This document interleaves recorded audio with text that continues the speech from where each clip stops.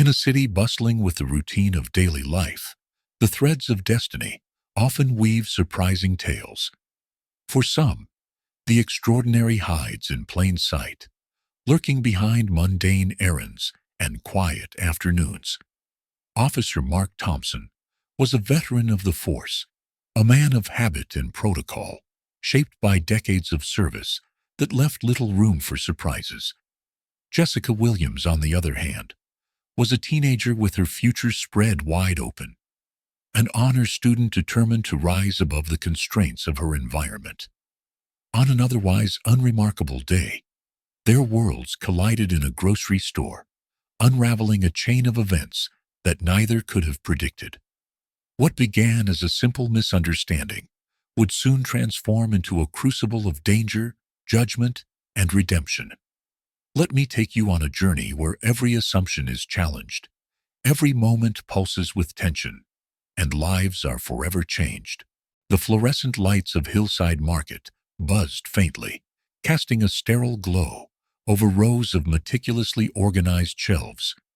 Officer Mark Thompson navigated his shopping cart through the aisles with practiced efficiency, his movements as methodical as his decades-long career. Dressed in his police uniform, his badge glinted under the artificial light, a symbol of authority and years of service. This was his ritual before every shift, a quick grocery run to stock up on essentials and check off the list his wife had scribbled that morning. "Pasta sauce," he muttered, scanning the shelves.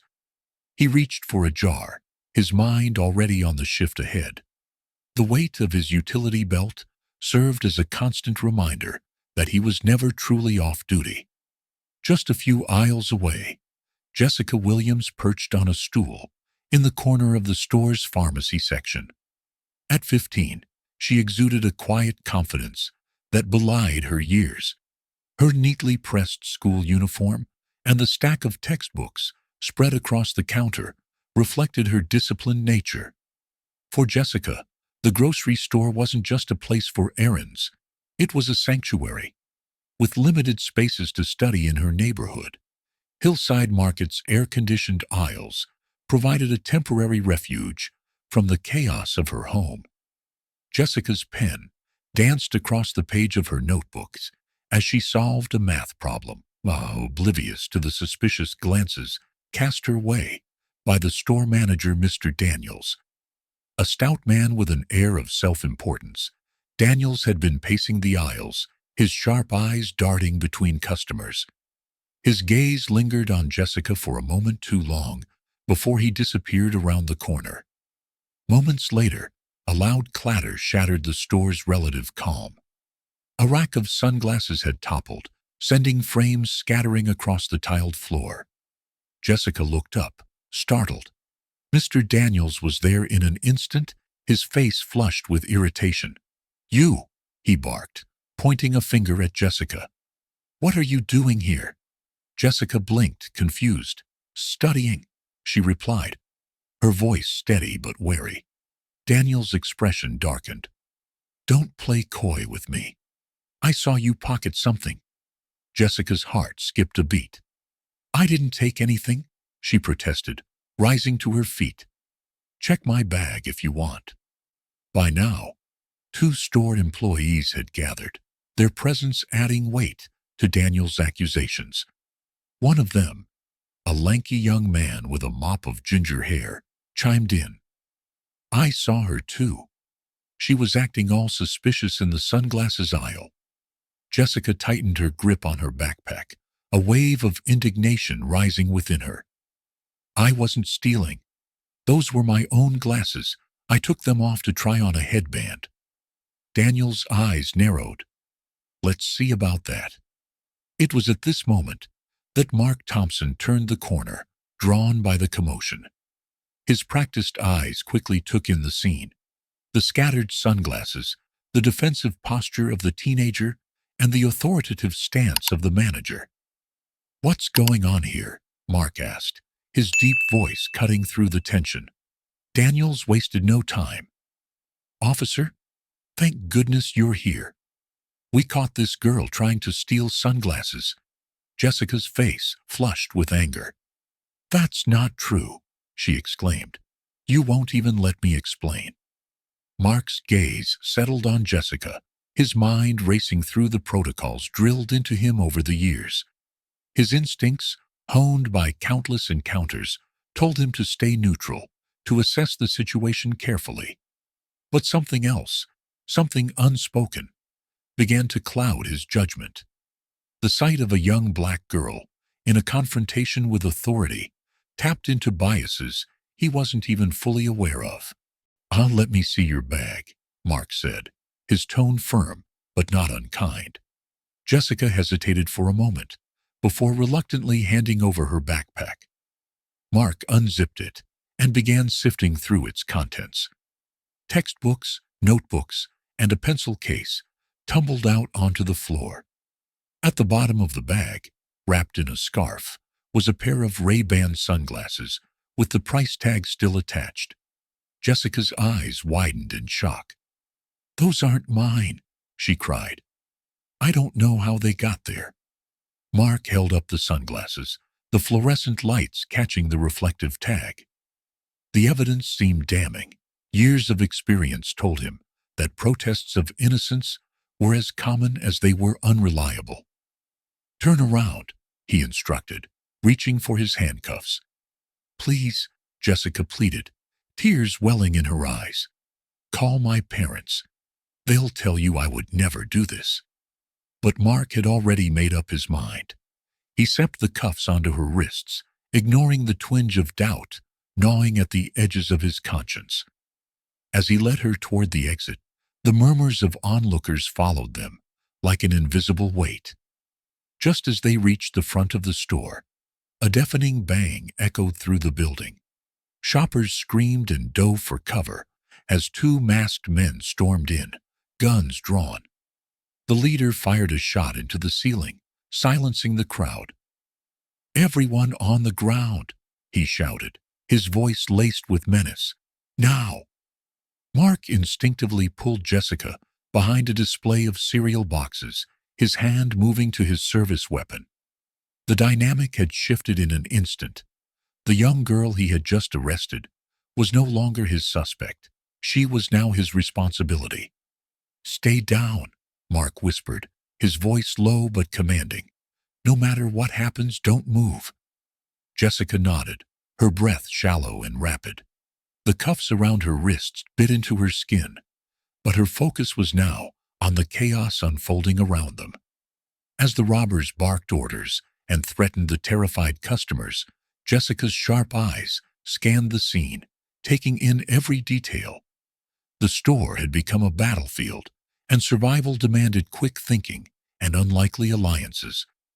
For Mark and Jessica, the lines between adversary and ally blurred, setting the stage for a confrontation that would test their resilience, challenge their beliefs, and forge an unexpected bond in the crucible of crisis. The air in Miller's grocery was heavy with tension, the fluorescent lights casting long shadows over the chaos unfolding. Customers crouched behind aisles, their hushed whispers blending with the distant hum of the store's air conditioning. Jessica Williams sat frozen behind a low shelf, her cuffed wrists awkwardly resting on her knees. Beside her, Officer Mark Thompson winced as he pressed a trembling hand against his bleeding leg, the fabric of his uniform darkened by the growing stain of blood. "Stay still," Thompson whispered through clenched teeth. His voice was firm, though the pain etched into his face betrayed his vulnerability. "Let me figure out a way to get us out of this." Jessica's heart pounded in her chest. Only moments ago, she had been handcuffed and humiliated, accused of a crime she didn't commit. Now, the man who arrested her lay injured, his authority reduced to a desperate plea for survival. She scanned the aisle, taking in the overturned cereal boxes and scattered cans, searching for anything that might help. From the front of the store, a sharp voice bellowed, "Everybody stay down, and no one gets hurt." Another gunshot cracked through the air, sending ceiling tiles crashing to the floor. A frightened toddler's cry rose above the murmurs, silenced quickly by the trembling arms of a protective mother. Jessica swallowed hard, her mind racing. She shifted slightly, the metal cuffs biting into her wrists as she turned to Thompson. "You need help. That wound, it's bad." Thompson's eyes met hers, the earlier animosity replaced by a begrudging acknowledgement of their shared predicament. "Just stay put. This isn't your fight." "Not my fight." Jessica's voice was low, but laced with defiance. "I'm in this store too, remember? And unless you've got a backup plan hiding in your pocket, we're both sitting ducks." Thompson let out a ragged sigh, his head leaning back against the shelf. The reality of their situation was grim. Armed robbers were ransacking the registers, and the chances of immediate backup were slim. He reached into his pocket with a trembling hand, pulling out his phone and holding it toward Jessica. "Fine," he muttered. "Emergency alert. You press this button 5 times, and it'll send a silent alarm to dispatch." Jessica's fingers fumbled as she gripped the phone. The cuffs made her movements clumsy, but she managed to activate the alert. A small vibration confirmed the signal had been sent. "Okay," she whispered, handing the phone back. "Now what?" Before Thompson could respond, the sound of hurried footsteps approached. Jessica instinctively ducked lower, pulling Thompson with her. Through the gaps in the shelves, they saw one of the robbers, a tall man with a ski mask, storming down the aisle. His pistol swung in erratic arcs, and his voice was thick with frustration. "Where's the damn manager?" the man shouted. "I'm not waiting all day for these registers." Jessica's breath hitched as the man passed dangerously close. Thompson's hand tightened around his holstered weapon, but the pain in his leg made any sudden movement impossible. The robber paused, his eyes scanning the aisle, then continued toward the back of the store. Jessica exhaled shakily, her mind racing. "We need to move," she whispered. "There's a storage room near the dairy section. The door locks from the inside." Thompson hesitated, weighing their options. His leg throbbed with each passing second, the blood loss beginning to sap his strength. Finally, he nodded. "Lead the way," he said, his voice barely audible. "But stay low." Jessica helped him to his feet, supporting his weight as they shuffled through the maze of aisles. Each step was a calculated risk, their ears straining for any sign of the robbers' movements. At one point, a metallic crash echoed nearby, sending them ducking behind a display of soda bottles. Jessica held her breath, her heart hammering in her chest. "Keep going," Thompson urged, his voice hoarse. Finally, they reached the storage room. Jessica pushed the door open with her shoulder, guiding Thompson inside. She locked the door behind them and scanned the small, dimly lit space. Shelves lined the walls, stacked with boxes of inventory. In the corner, a first aid kit hung on the wall. Jessica sprang into action, grabbing the kit and kneeling beside Thompson. She tore open a packet of gauze, her hands steady despite the adrenaline coursing through her veins.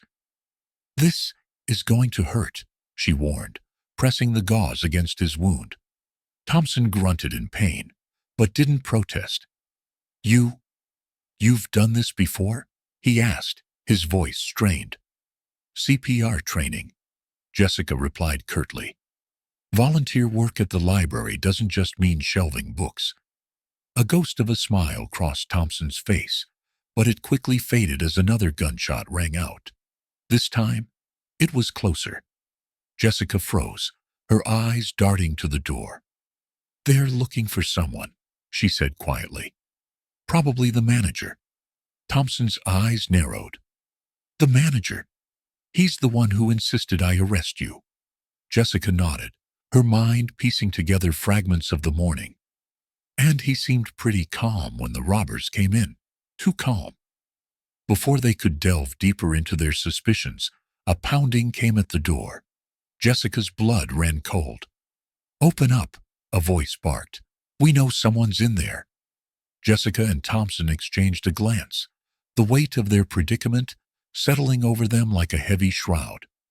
Thompson reached for his weapon, his hand trembling but determined. "Get behind me," he said. Jessica shook her head. "Not this time. We're in this together." As the pounding grew louder, Jessica's mind raced with possibilities. She spotted a fire extinguisher mounted on the wall and grabbed it, hefting its weight in her hands. "Let them in," she whispered to Thompson, her eyes fierce with determination. "I'll handle the rest." Thompson hesitated, then nodded.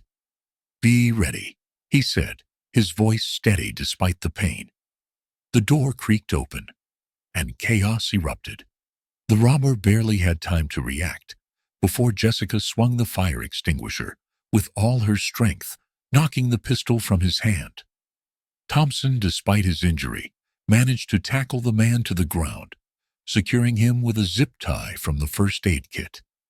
As the dust settled, Jessica and Thompson exchanged a look of mutual respect. For the first time, they weren't adversaries, but allies, bound together by survival. Outside, the distant wail of sirens grew louder. Help was on the way, but Jessica and Thompson knew their ordeal was far from over. The robbers still held the rest of the store hostage, and the truth about the manager's involvement lingered like a shadow over their every move. "Let's finish this," Jessica said, her voice resolute. Thompson nodded, his grip tightening on his weapon. Together, the stage was set for what would come next, their unlikely partnership, forged in the crucible of crisis. The events of that morning had only begun to unravel, and the choices they made would shape not only their fates, but the lives of everyone in Miller's grocery. The grocery store sat eerily silent in the aftermath of the robbery, the tension from the prior hours lingering in the air like an uninvited guest. Officer Mark Thompson, though injured, insisted on staying to manage the initial investigation before heading to the hospital. Jessica Williams, her wrists sore from the handcuffs that had only recently been removed, sat silently in the corner of the store. The fluorescent lights buzzed faintly above, providing an ironic brightness to the scene of chaos below. Thompson couldn't shake the nagging feeling in his chest, a mixture of guilt, pain, and curiosity. Something about the robbery didn't sit right. The precision of the robbers, the manager's peculiar behavior, and the uncanny timing of Jessica's arrest all seemed too convenient to be coincidence. His years on the force had trained him to look deeper, and now those instincts were screaming for attention. As paramedics tended to his leg wound, Thompson's eyes scanned the wreckage. Shelves were overturned, cash registers pried open, and items strewn across the floor. However, his focus settled on Mr. Harold Daniels, the store manager, who was engaged in an animated conversation with another employee. Daniels' movements were jittery, his eyes darting nervously around the room. The man's relief earlier during Jessica's arrest seemed performative, like an actor exaggerating his lines for effect. "Officer Thompson," Daniels called out, his voice betraying a tremor as he approached. "Do you have any idea when the detectives will arrive? This is a catastrophe." Thompson's trained eye caught the beads of sweat forming on the manager's brow, despite the cool store temperature. They'll be here soon," Thompson replied curtly. "In the meantime, I'd like to review the security footage from today. You do have working cameras, don't you?" Daniel's face paled slightly before he recovered. "Of course, officer. The system, it's in the back office. Let me show you." Thompson nodded, but glanced at Jessica before following. She was seated on the floor with her knees pulled to her chest, watching the exchange. Their eyes met briefly, and Thompson felt a pang of guilt again. He owed her more than just an apology. The back office smelled of stale coffee and cleaning products. Daniels fumbled with the computer, muttering about passwords and glitches as he brought up the footage. Finally, the screen lit up, showing a time-stamped grid of angles from throughout the store. "Start from the sunglasses aisle," Thompson instructed. Daniels hesitated but complied. The footage showed Jessica entering the store, her backpack slung over one shoulder. She moved methodically, her actions reflecting someone with a purpose, not the erratic behavior of a thief. She lingered near the sunglasses display, but as she adjusted her backpack, something fell from a nearby rack into the open zipper. It was a pair of expensive Ray-Ban sunglasses. Thompson leaned closer to the screen, his jaw tightening. The item had clearly fallen by accident, unnoticed by Jessica. But then another figure came into frame. Daniels himself. He approached the display moments later, saw the displaced sunglasses, and smiled. Thompson's eyes narrowed as the footage continued. Daniels then glanced in Jessica's direction, hesitated, and walked briskly to the front of the store. "Pause that," Thompson ordered. Daniels froze, his hand hovering over the mouse. "Go back 10 seconds. Play it again." The sequence replayed, confirming Thompson's suspicions. Daniels had seen the sunglasses fall and chosen to do nothing. Instead, he used the moment to manufacture an accusation. "Interesting," Thompson said, his voice cold. "Keep playing." The next few minutes showed Daniels' interaction with his employees, who were later seen gesturing to Jessica and whispering amongst themselves. The narrative had been orchestrated before Thompson had even arrived. Emerging from the office, Thompson approached Jessica, now sitting cross-legged on the floor. Her defiance earlier had softened into weary resignation, though her sharp eyes followed his every move. "Jessica," he began, lowering himself carefully to her level. "I need to ask you something. Did you notice anything unusual about Mr. Daniels during all this?" Jessica hesitated, her brow furrowed. "He seemed too eager. When I said the sunglasses weren't mine, he didn't even listen, just kept saying I was guilty. And—" she paused, chewing on her lip. "When the robbers came in, he didn't act surprised." "Not really." Thompson nodded, her observations aligning with his own. "Ah, thank you," he said softly. "You've been through a lot today. And he exhaled heavily. "I owe you an apology. I shouldn't have jumped to conclusions. That was my mistake." Jessica blinked, her expression unreadable. Finally, she muttered, "I'm just glad someone finally sees it." When the detectives arrived, Thompson briefed them on the robbery and presented his findings from the footage. Daniels, who had been hovering nearby, grew visibly more agitated as Thompson spoke. "There's more to this than a simple robbery," Thompson concluded. "Daniels' behavior warrants further investigation. He's not as innocent as he claims." The detectives exchanged glances before pulling Daniels aside for questioning.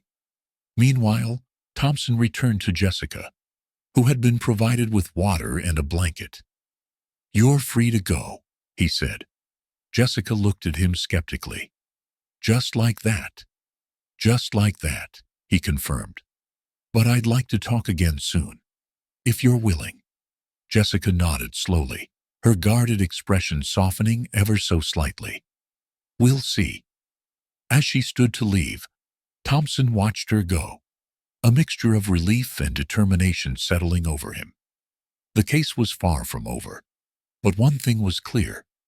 The truth was beginning to unravel, and he was determined to see it through, no matter where it led. The late afternoon sun cast long shadows across Officer Mark Thompson's modest living room. He sat at his dining table, stacks of papers and files scattered around him. The events at the grocery store and the revelations about Jessica's innocence had triggered a chain reaction within him, one that led to sleepless nights and an unrelenting desire to uncover the truth. Mark had spent the past few days reviewing reports, incident logs, and old complaints related to the area's businesses. His gut told him there was more to the robbery, and Mr. Daniels' calculated actions than met the eye. Jessica's observation of Daniels' hand signals to the robbers had been the first clue, and Mark's own review of the store's security footage had solidified his suspicions. Now, it was time to dig deeper. Mark's fingers tapped on the edge of a file folder. The documents contained records of recent police calls to local businesses, including Miller's Grocery. He noticed a pattern. Most of the incidents involved the same responding officers and the same businesses filing insurance claims. Something wasn't adding up. "It's too consistent," he muttered to himself, circling dates and names on a notepad. The manager, Mr. Daniels, had been involved in multiple complaints over the years, each time calling in officers Carson and Riley. These officers had handled nearly all reports of vandalism, theft, and break-ins for a 5-block radius. The realization left a sour taste in Mark's mouth. He picked up his phone and dialed an old friend. "Michael Johnson speaking," a deep voice answered. "Michael, it's Mark," he began, hesitating slightly. The tension between them was palpable even through the phone. Their last conversation years ago had ended in a heated argument about systemic issues in the police force. "Mark," Michael replied cautiously. "Been a long time.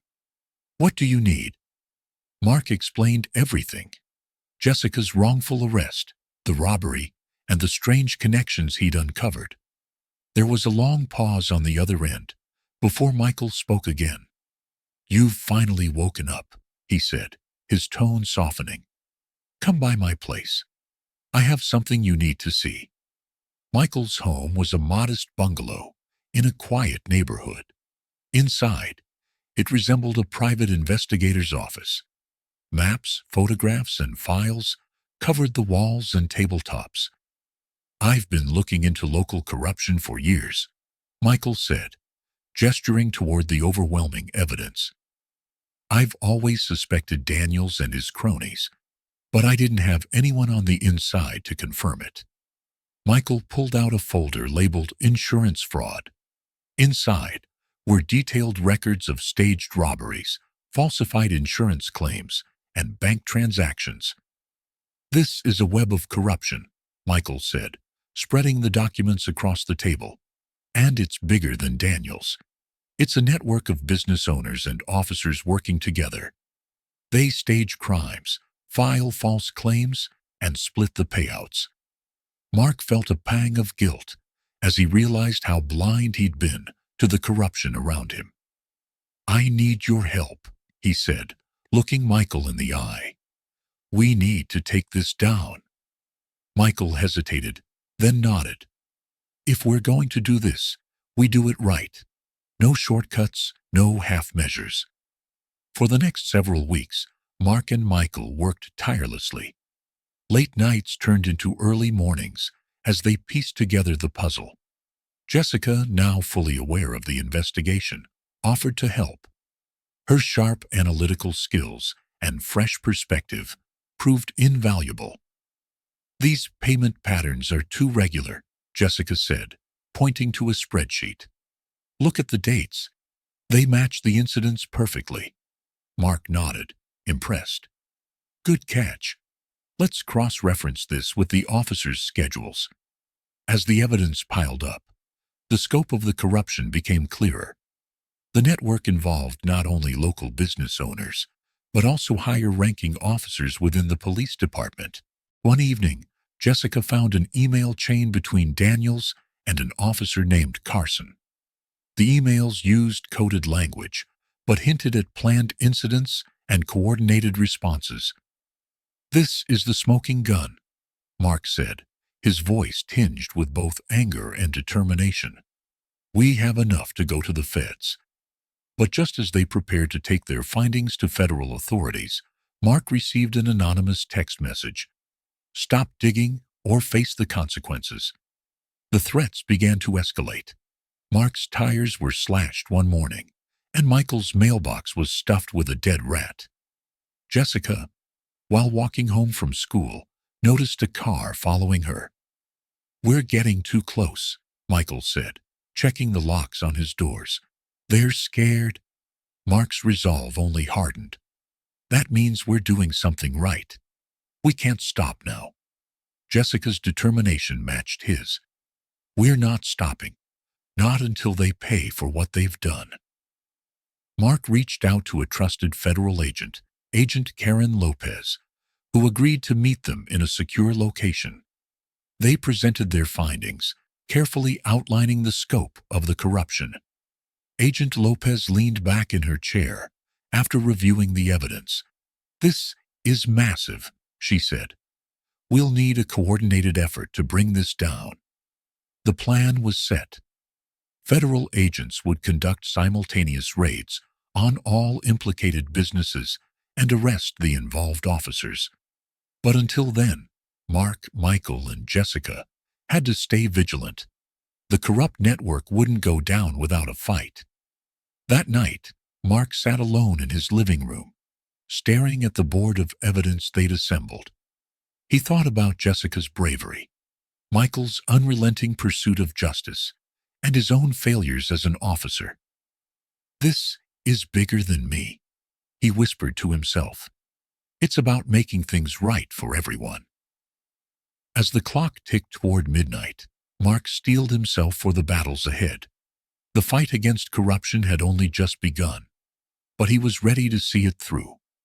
Together, they would shine a light on the darkness that had plagued their city for far too long. The dim light of the desk lamp cast long shadows across Michael Johnson's cluttered workspace. Stacks of folders, maps, and photographs sprawled across the table, each representing another piece of the intricate puzzle Mark Thompson and Mike Yo had begun to unravel. Jessica Williams sat cross-legged on the floor, her notebook balanced on her lap, furiously jotting down notes. The air was thick with tension and determination, each member of this unlikely trio contributing their skills to bring down a corrupt network that stretched deeper than they had initially imagined. Mark leaned back in his chair, rubbing his temples. "The more we dig, the worse this gets. This isn't just about Daniels and a few bad cops. We're talking about a system that's been rotten for years." Michael nodded grimly, sifting through a pile of financial records. "It's a web, Mark. Every business, every cop involved. They've covered their tracks well. But they slipped up here." He tapped on a receipt with a name that had appeared in several other documents. Victor Reynolds, a high-ranking officer in the department. Jessica peered over Michael's shoulder, her sharp eyes catching a detail. "And look at this." She pointed to a timestamp on a surveillance photo. "It's the same day the electronics store fire was reported. That can't be a coincidence." Mark exhaled slowly. "If we can tie Reynolds to that fire, it's a crack in their armor. But we'll need more than just suspicion." Jessica's expression hardened. "Then we'll find more." Over the next few weeks, the team worked tirelessly, piecing together the connections between businesses, police officers, and the mysterious offshore accounts Michael had unearthed. Jessica's analytical mind proved invaluable. Her ability to cross-reference documents and identify patterns was unparalleled. "Jessica, this is impressive," Mark said one evening, as he reviewed her findings. "You've got an eye for this kind of work. Have you thought about law enforcement?" She smiled faintly. "Not exactly law enforcement. Maybe criminal justice reform. But right now, I just want to see justice served." The walls of Michael's office were soon covered with timelines, diagrams, and photographs. Each red string connecting a pin on the map represented a lead they were following. The evidence painted a chilling picture of systemic corruption. Staged robberies, falsified reports, and manipulated investigations. At the center of it all were key figures in the police department and influential business owners, all profiting at the expense of justice. But the deeper they delved, the more dangerous their work became. It started with the phone calls. At first, they were silent, the kind of unnerving calls that made Jessica glance over her shoulder when walking home.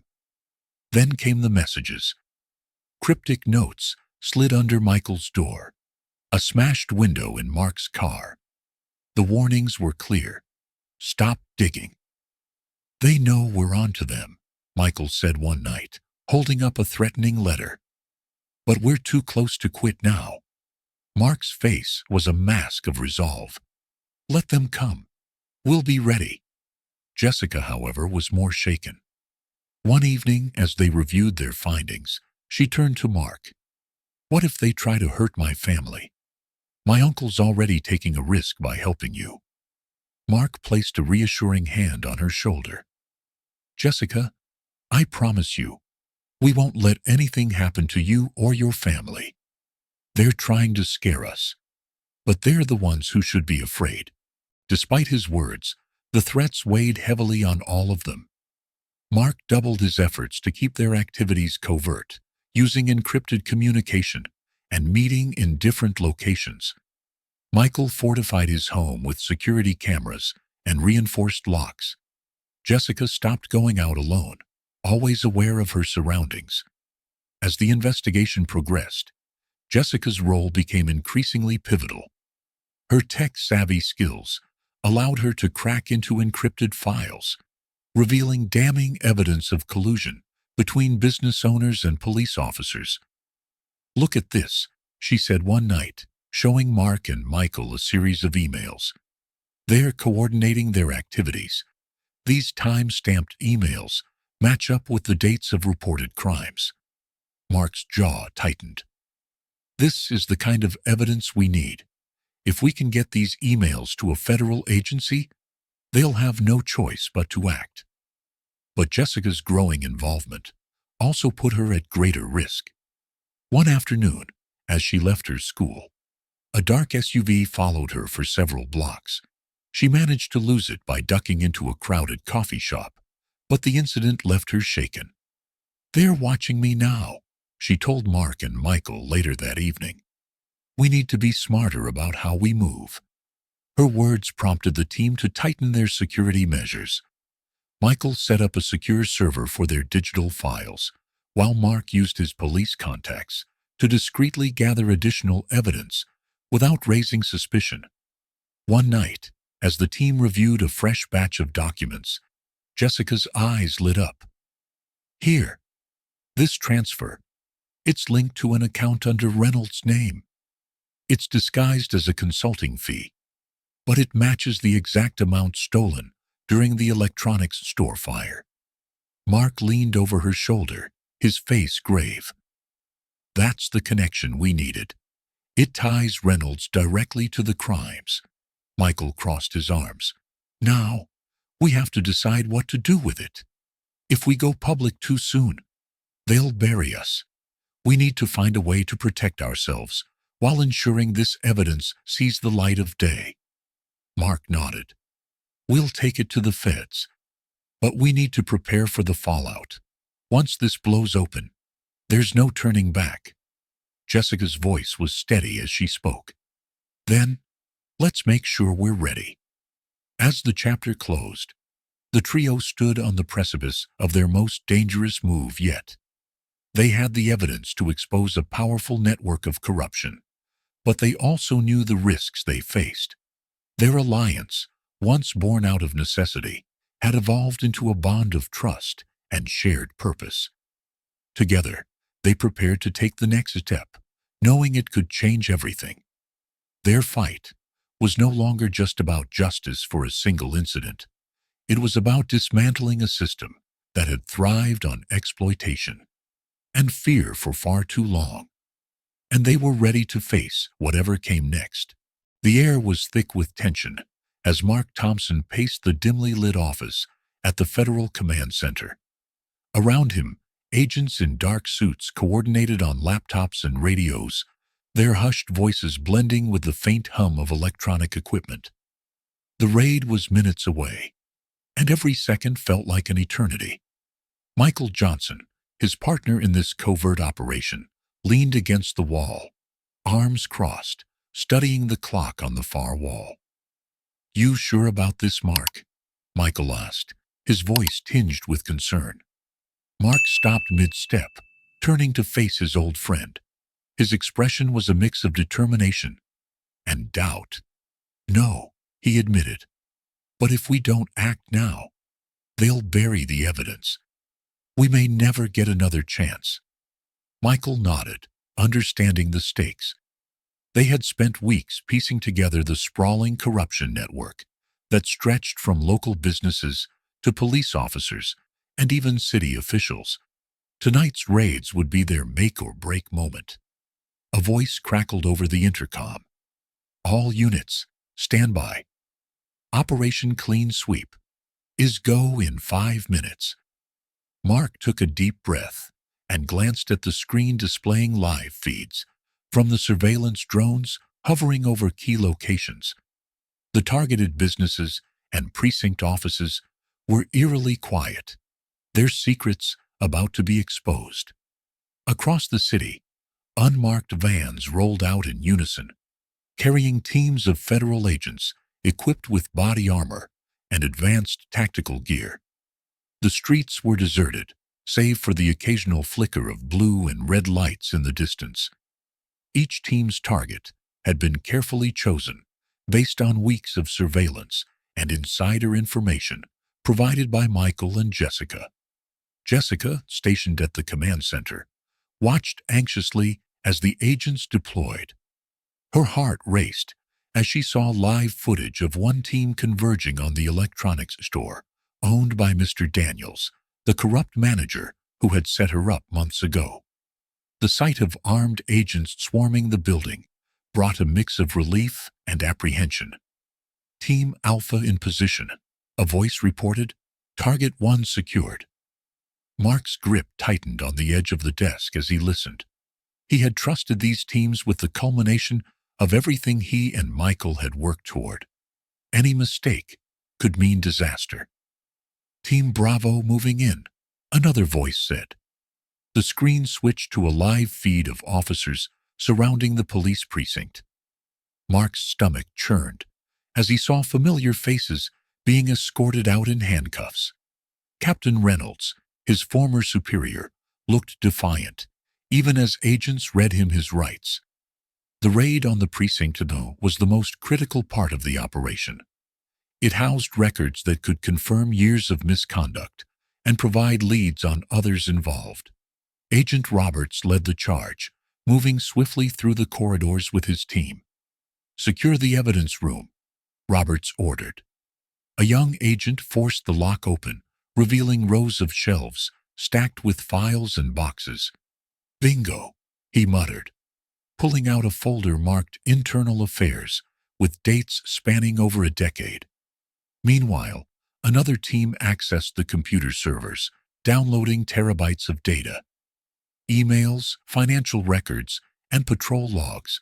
Each document painted a damning picture of systemic corruption. "We've got it all," Roberts announced over the radio.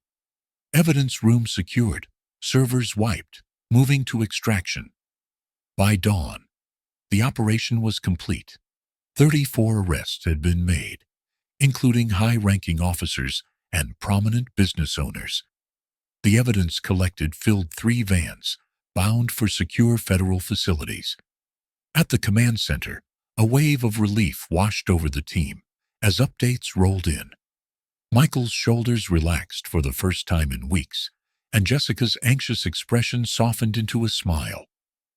"We did it," she whispered, looking at Mark.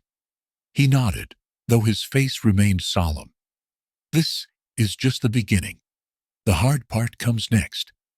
The news broke like a thunderclap. Every local and national outlet covered the raids, splashing headlines across screens and front pages. "Citywide corruption exposed in midnight raids." Police officers, business leaders, arrested in sweeping investigation. Whistleblower cop leads unprecedented operation. Mark's name was everywhere, hailed as a hero by some and vilified by others.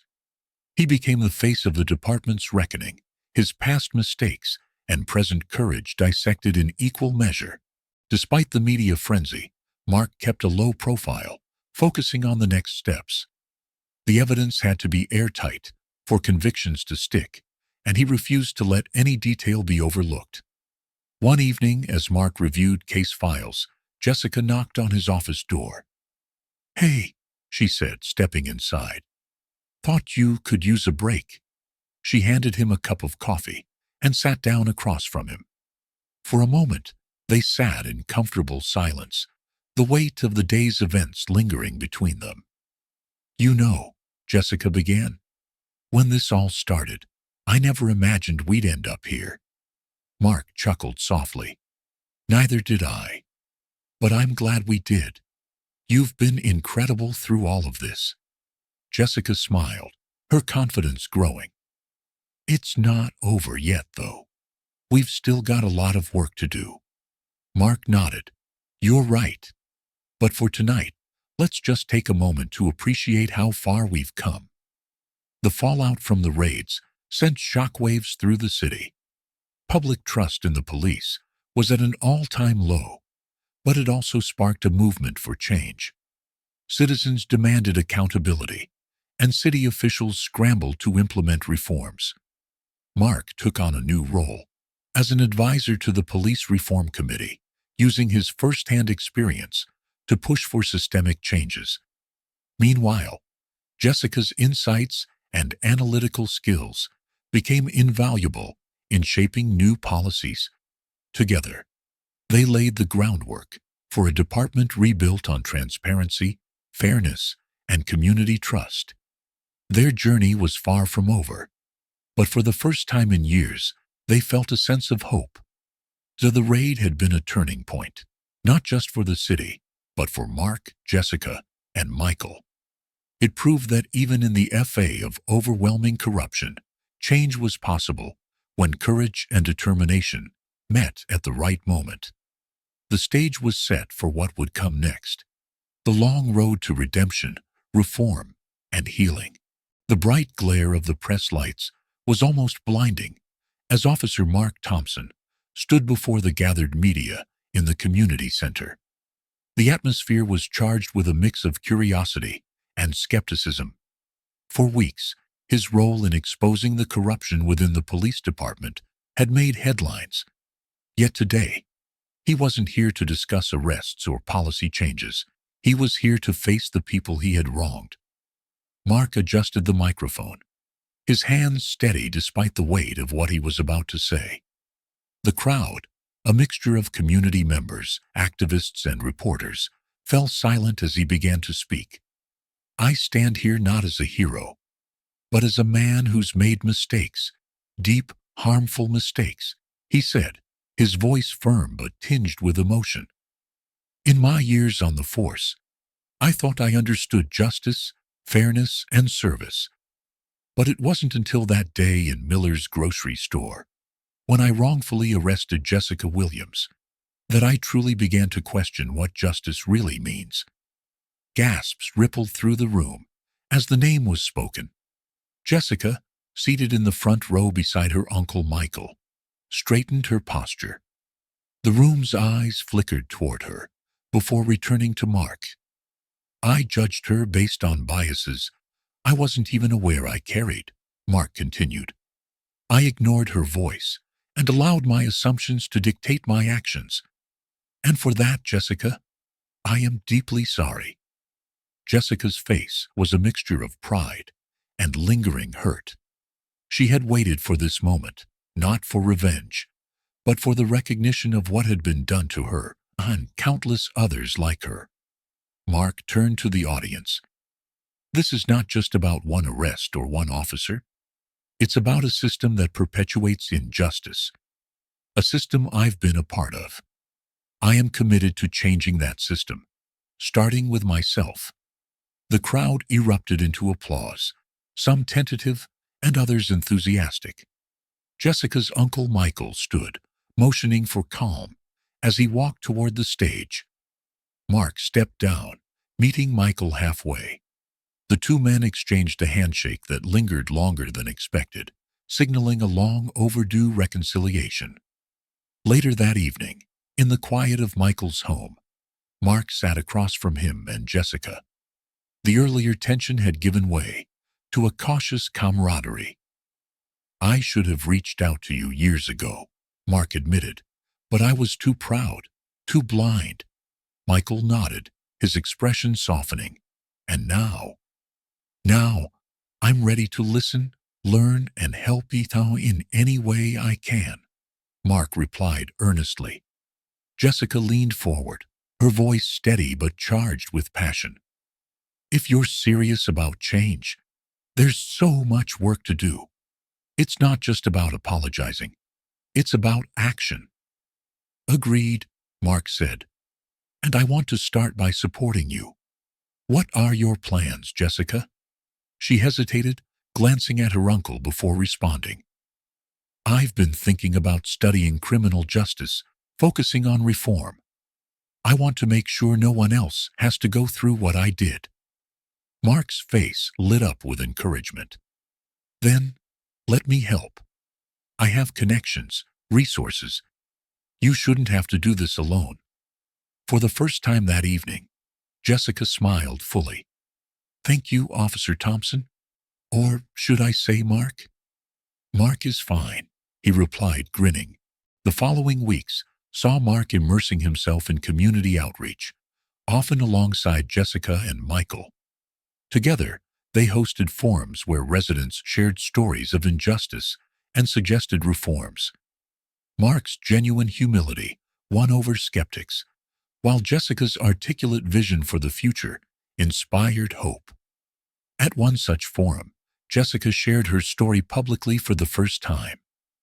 "I've always believed in the law," she began, her voice steady despite the emotions bubbling beneath the surface. "But belief alone isn't enough when the system doesn't believe in you. That day at the grocery store changed my life. And while it was painful, it also showed me that change is possible. People can change." She turned to Mark, who was seated nearby. "Mark Thompson's journey is proof of that." Mark felt a lump in his throat. The applause that followed was not just for Jessica, but for the transformation they had both undergone. Mark's newfound purpose extended beyond public forums. He began collaborating with reform advocates, lending his insider perspective to drive meaningful change. He worked with Jessica on her college applications, writing glowing letters of recommendation and connecting her with reform-minded officers and academics. "You're going to do great things, Jessica," Mark told her. During one of their late-night brainstorming sessions, "You've already inspired so many people, including me." Jessica's determination only grew. Her acceptance into a prestigious criminal justice program became a community celebration. Mark was there, alongside Michael, to cheer her on. Months later, as Jessica prepared to leave for college, Mark reflected on how far they had come. At her going-away party, he presented her with a small plaque, inscribed with words that encapsulated their journey. "To Jessica Williams, for your courage, resilience, and unwavering commitment to justice. May your voice continue to inspire change." Jessica held the plaque close, her eyes shimmering with gratitude. "This isn't just my journey, Mark," she said. "It's ours." As the evening wound down, Mark stood watching Jessica interact with friends and family. He felt a profound sense of pride, not just in her, but in the choices he had made to support her. The path of redemption had been long and painful, but it had also been transformative. For the first time in years, Mark felt truly at peace, knowing that the seeds of change they had planted together would continue to grow. The courtroom's polished wood benches and high ceilings gave the room an air of solemnity. But it was the human interactions within that commanded the atmosphere. Jessica Williams sat on the witness stand, her posture composed yet earnest. Mark Thompson observed from the gallery, silently marveling at how far she had come. What had started as an unlikely alliance between a veteran cop and a wrongfully accused teenager was now transforming into a partnership dedicated to reshaping their community. Jessica's testimony, part of a hearing on community engagement programs, was articulate and impactful. She described her experiences not just as a victim of systemic bias, but as someone who had worked alongside law enforcement to understand and reform it. Her voice was steady, with the conviction of someone who had lived both sides of the story. "Building trust requires more than words," she said, looking directly at the council members. "It takes action, consistent, meaningful actions that show the community that officers are here to protect and serve everyone equally. Programs that foster understanding can bridge these gaps. I've seen it happen." Her words were met with murmurs of agreement. When the session ended, several community leaders approached her with interest in piloting her initiatives. Mark, standing by the exit, caught her eye and gave her a subtle nod of approval. He had promised to mentor her, but in moments like these, it felt as though she was teaching him just as much. Mark's small suburban home had become an unofficial headquarters for their efforts. The dining table was often strewn with papers, laptops, and coffee mugs, as Jessica and Mark brainstormed ideas for workshops, community programs, and ways to engage skeptical officers. "What's the most effective way to get officers to actually listen?" Jessica asked one evening, her brow furrowed as she scanned a proposal draft. Mark leaned back in his chair, arms crossed in thought. "Stories," he said after a moment. "Real, personal stories. The kind that make you see someone else's perspective." Jessica's face lit up. "What if we use role reversal exercises in the workshops? Put officers in scenarios where they experience what it feels like to be judged unfairly." Mark nodded. "It's bold, but it might work. Empathy can't be taught in a lecture. It has to be felt." They spent hours refining the idea, designing exercises that would challenge biases without alienating participants. Mark drew from his decades of experience in law enforcement, while Jessica added her perspective as someone who had been wronged by it. The first workshop was held in a neutral space, a community center with bright walls and large windows that let in plenty of natural light. Officers and community members filed in, their expressions ranging from curious to skeptical. Mark opened the session with a simple statement: "This isn't about assigning blame. It's about understanding each other. Let's start there." Jessica led the first activity. Participants were paired off and given scripted scenarios to act out. One officer found himself playing the role of a single mother trying to report a theft, only to be dismissed due to her appearance. A community member played an officer faced with a split-second decision in a trial situation. The room buzzed with conversation as participants discussed their experiences. By the end of the day, many of the initial walls of skepticism had started to come down. Officers expressed surprise at how eye-opening the exercises had been, while community members appreciated the chance to see the challenges officers faced. One officer approached Jessica afterward. "You've got guts," he said with a grin.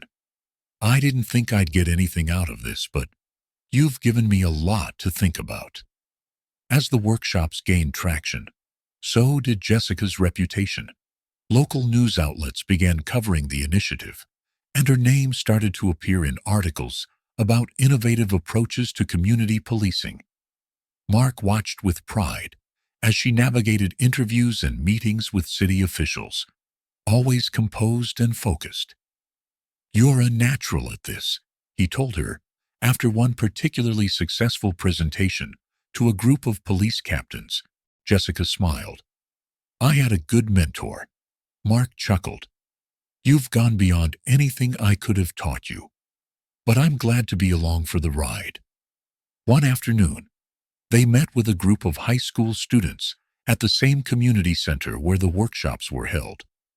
Jessica shared her story, carefully balancing the personal and the professional. I was in your shoes not long ago, she said. Addressing the students, I thought the system was rigged against me, and in some ways it was. But I also learned that change is possible when you work for it. You can be part of that change. The students listened intently, their questions revealing a mix of skepticism and hope. Mark fielded some of the more challenging questions, his candid answers earning him reluctant respect from the teens. It's not easy to admit when you've been wrong, he said, but it's the first step to making things right. As their efforts expanded, so did the challenges. Not everyone was supportive of their work. Some officers resisted the workshops, seeing them as an attack on their profession. Online criticism from both extremes accused them of either pandering to the community or not going far enough. Jessica felt the weight of it one evening as she sat at the dining table, scrolling through social media. Why does it feel like no matter what we do, it's never enough? She asked, her voice heavy with frustration. Mark placed a hand on her shoulder. Because real change is hard. But look at the people we've reached. The officers who've told us they see things differently now. The community members who feel heard for the first time. That's progress, even if it's not perfect. Jessica nodded, taking a deep breath. You're right. We've come too far to stop now. By the end of the year, their workshops had become a model for other cities. Jessica received invitations to speak at conferences, and Mark was asked to consult on reform initiatives in neighboring towns. Together, they had built something that was making a tangible difference. At a celebration marking the one-year anniversary of the program, Jessica stood at the podium, addressing a packed room of supporters. This work has shown me that change isn't just possible. It's necessary, she said. And it starts with each of us, willing to look beyond our assumptions and build bridges where there were once walls. As the audience rose to their feet in applause, Mark watched from the back of the room, his heart swelling with pride. Jessica's growth had been extraordinary, but so had his own. Together, they were proving that even the most broken systems could be repaired when people were willing to work for it. They had built more than a program. They had built hope. In the bustling corridors of City Hall, a ripple of anticipation echoed through the walls. This was no ordinary day. It was the first session of the newly formed Police Reform Committee. At its helm stood Mark Thompson, donning his suit and tie, with a sense of purpose that had rekindled his long-dormant optimism. This was more than just a meeting. It was a battleground for change, where every word, every proposal, could shape the future of law enforcement, not just in their city, but across the nation. Jessica Williams, now a junior in college, entered the room carrying a stack of meticulously organized documents. Her presence drew respectful nods from committee members. She had quickly become an indispensable part of the reform efforts, her insight sharp and her arguments grounded in both data and personal experience. Mark caught her eye and smiled, a subtle nod of encouragement exchanged between mentor and mentee. The session began with the chairwoman introducing the agenda. Mark's voice carried weight as he presented the committee's cornerstone proposals: the mandatory use of body cameras, comprehensive bias training, and the establishment of an independent oversight board. Each proposal was accompanied by detailed statistics and case studies that painted an undeniable picture of the urgent need for systemic change. This isn't about assigning blame, Mark emphasized. his tone steady but impassioned. This is about building trust. Trust between officers and the communities they serve. And trust is earned through transparency and accountability. Jessica, seated beside him, leaned forward to address the panel. The impact of bias isn't just theoretical, it's lived. And it's not limited to one community or one department. Our work here can set a precedent for others to follow. Her words resonated deeply, and the room murmured in agreement. Even skeptics couldn't deny the power of her conviction. Supported by a blend of academic rigor and personal experience, Jessica's role in shaping the policy recommendations extended beyond the committee room. She had spearheaded community focus groups, listening to residents who had long felt unheard.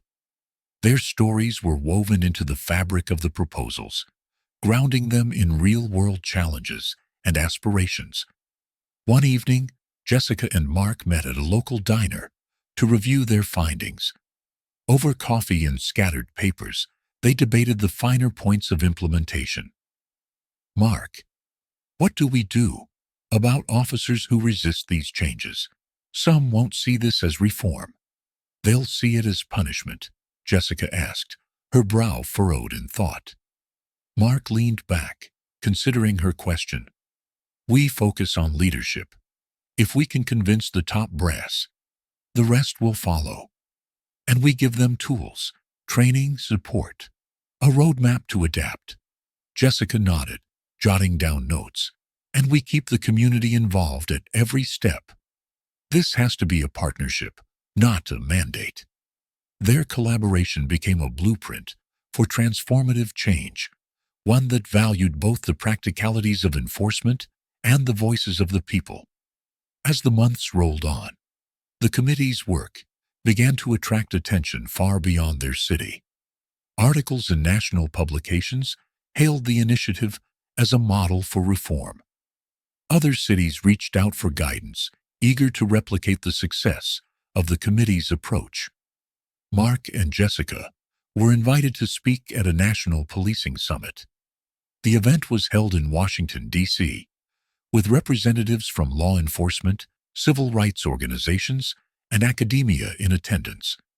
Standing on the stage under bright lights, Mark shared the committee's journey, while Jessica presented their findings with poise and clarity. "Our work, is far from over," Jessica concluded, her voice unwavering. "But we've proven that change is possible when we approach it with courage, humility, and a commitment to justice." The audience erupted into applause.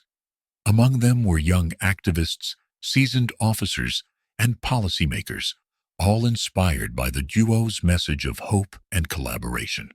Late one night, after a particularly grueling day of meetings, Mark sat alone in his office. On his desk was a photograph of the grocery store, a reminder of where it all began. He thought of Jessica's journey, of the trust she had placed in him despite his initial failings. He thought of the lives they had touched through their work.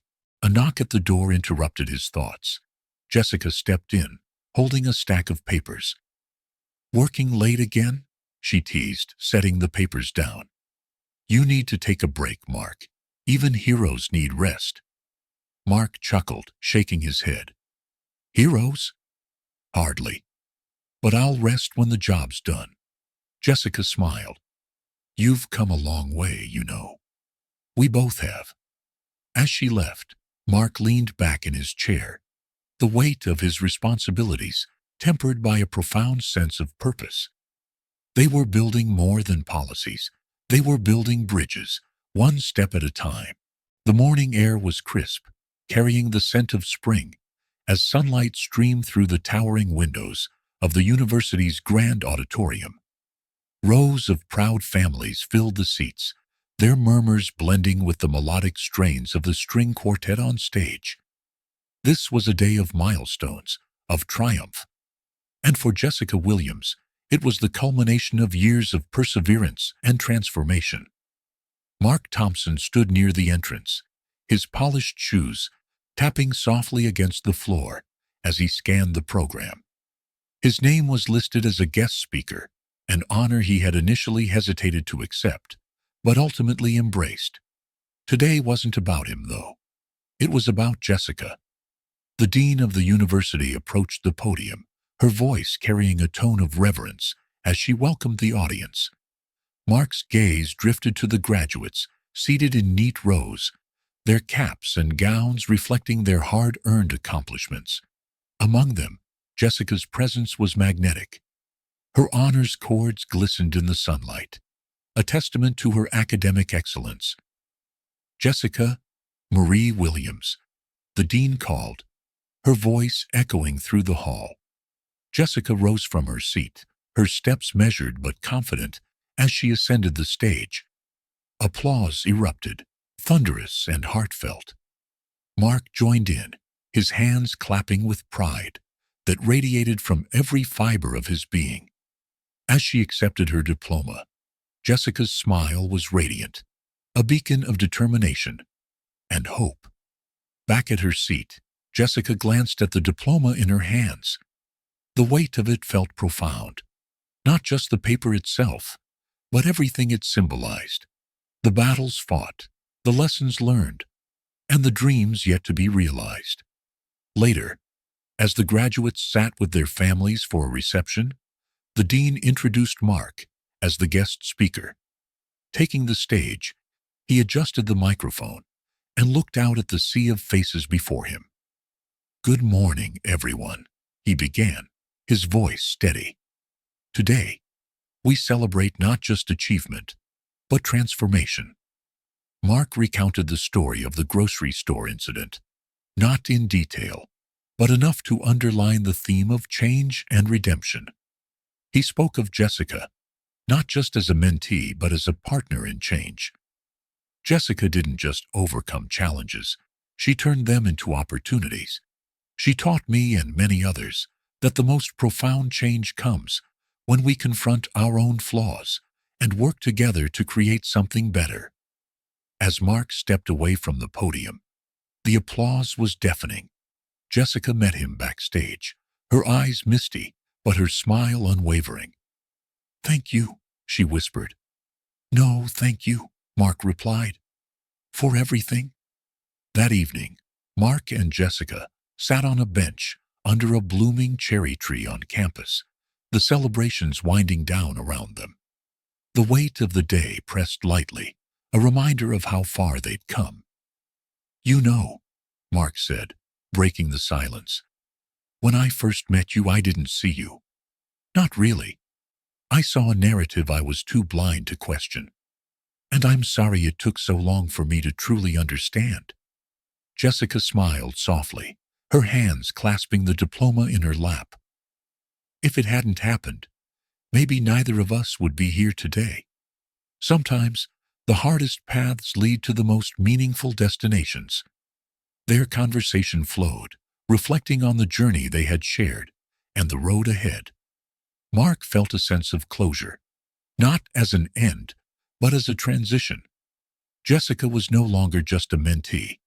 She was a force of her own, ready to leave her mark on the world. A week after graduation, Jessica visited Mark's office, a place now filled with accolades and framed articles highlighting the reform efforts they had spearheaded together. In her hands, she carried a thick binder filled with plans for her graduate studies and future projects.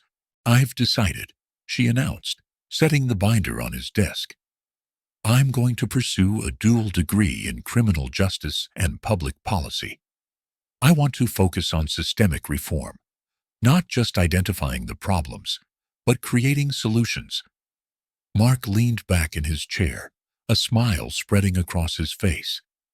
"That sounds like you, practical and visionary." They spent hours reviewing her plans, discussing how she could integrate her personal experiences with her academic pursuits. Mark offered advice, but more than that, he listened, recognizing that she no longer needed guidance in the same way. She was ready to lead. Before she left, Jessica turned to him, her expression serious. "I wouldn't be here without you. You've been more than a mentor. You've been family. Mark felt a lump rise in his throat as he replied, and you've been the best teacher I could have asked for. As Jessica walked out of his office, her binder under her arm and a confident stride in her step, Mark realized that the torch had indeed been passed. The work they had started together would now continue through her, a legacy of change that had grown beyond them both. The story of Jessica and Mark had been one of redemption, transformation, and empowerment. With the foundation laid, the narrative now shifts to explore the broader impact of their journey as Jessica steps into her role as a national leader in reform. The bright lights of the National Conference Hall gleamed against the polished wood stage, reflecting off the sleek podium adorned with a bold emblem reading, "Justice Through Reform." Rows of attendees filled the massive auditorium, their faces a mixture of hope and anticipation. This wasn't just another gathering. It was the launch of a movement that promised to reshape the foundations of law enforcement across the nation. Jessica Williams stood behind the curtain, adjusting her tailored navy blazer. Her name had become synonymous with innovation in criminal justice. Her works lauded as both groundbreaking and deeply personal. She glanced at the notes in her hand, the culmination of years of research, collaboration, and lived experience. "Jessica," a stagehand whispered, "you're up in two." Taking a deep breath, Jessica steadied herself.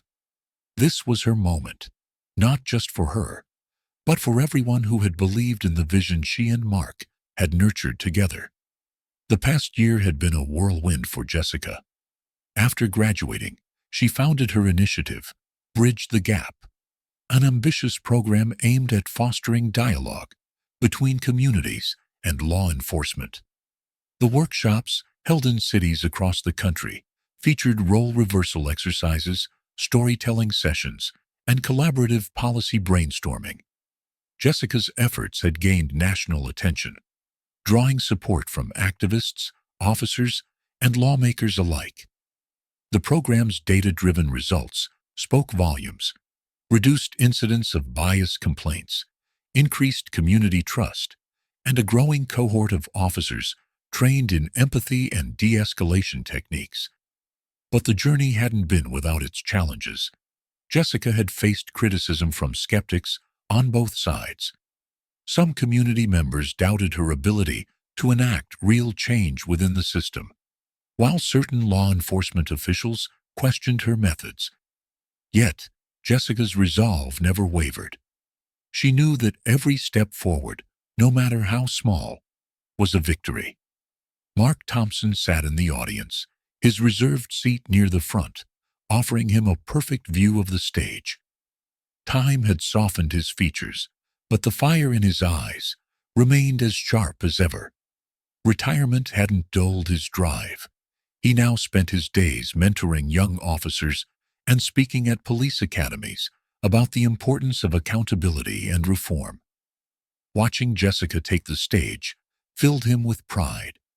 She had taken the lessons they'd learned together and amplified them, reaching far beyond what he had imagined possible.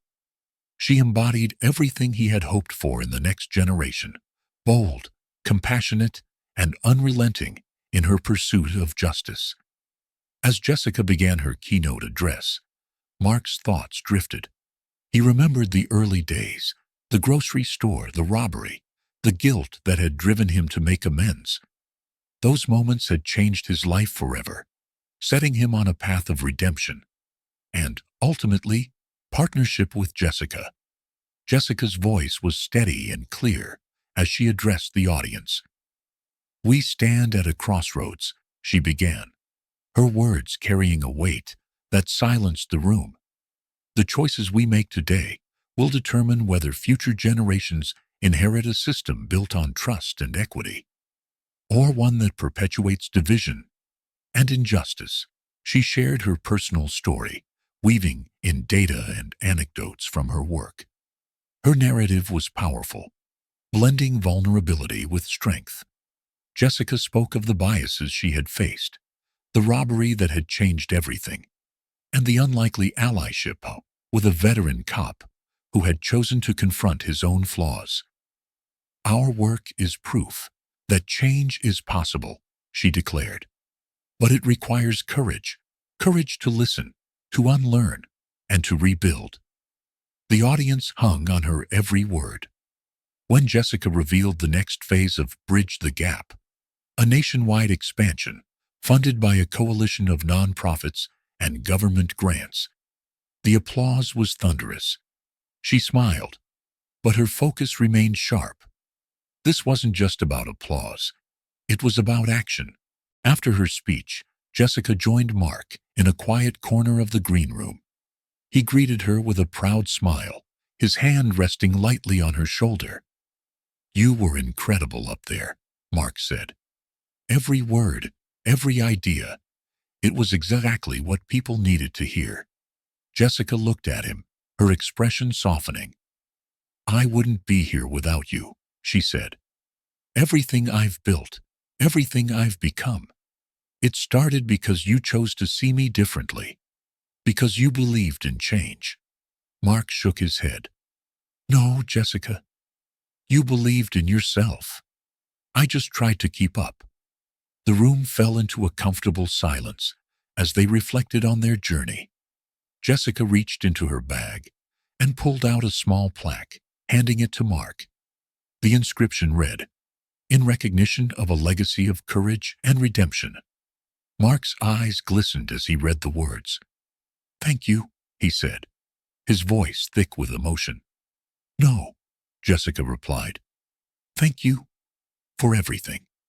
As the conference wound down, Mark and Jessica stood side by side, watching attendees mingle and exchange ideas. Their partnership, forged in conflict and strengthened through shared purpose, had become a symbol of what was possible. Jessica's initiative began to ripple outward, inspiring similar programs in other cities. Meanwhile, Mark's mentorship continued to shape the next generation of officers, instilling values of empathy and accountability.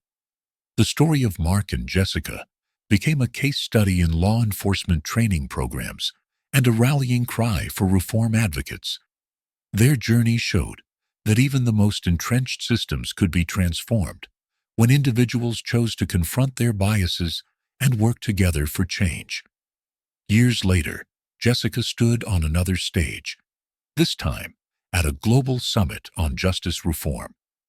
Mark watched from the audience, a proud mentor turned lifelong friend. As she spoke, Jessica highlighted the power of allyship and the importance of staying the course, no matter how daunting the road might seem.